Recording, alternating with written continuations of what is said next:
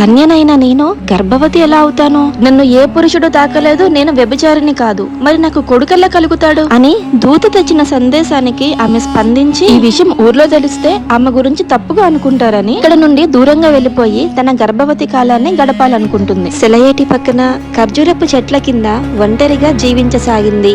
సాధారణంగా అందరికీ 9 నెలల గర్భవతి కాలం అయితే ఈమె మాత్రం అతి కొద్ది కాలంలోనే తన గర్భవతి కాలాన్ని ముగించుకుని 12 మగబిడ్డకు జన్మనిస్తుంది. ఆ బిడ్డను తీసుకుని ఆమె ఇంటికి బయలుదేరగా ముందుగా భయపడినట్టే ఆమెను చూడగానే ఆ ఊరు జనం ఆమెను నిందించడం మొదలు పెడతారు. పసిబిడ్డను ఎత్తుకొనున్న ఆమె ఆ నిందలను భరించలేక బాధపడుతూ ఉన్నప్పుడు తన పవిత్రమైన తల్లిని నిందిస్తుంటే చూడలేని ఆ పసికందు ఆ ఊరి వారికి వెంటనే ఇలా జవాబు ఇస్తాడు, నిశ్చయంగా నేను అల్లాహ్ దాసుడను. ఆయన నాకు గ్రంథాన్ని ఇచ్చాడు, నన్ను ప్రవక్తగా నియమించాడు. నేను ఎక్కడ ఉన్నా అల్లాహ్ నాపై అభ్యుదయములు ప్రసాదించను, మరియు జీవించినంత వరకు నాపై నమాజ్ జకాత్ తప్పనిసరి అగును, మరియు నాపై తల్లి హక్కు నెరవేర్చే ఆదేశము కూడా ఉన్నది. నేను పుట్టినప్పుడు మరియు మరణించినప్పుడు మరలా సజీవముగా లేచిన దినము కూడా అల్లాహ్ నన్ను కరుణించెదరు అని మరియం కుమారుడైన ఈసా అలైహిస్సలాం తన తల్లి ఒడిలో ఉండి ఇలా సాక్ష్యం చెబుతారు.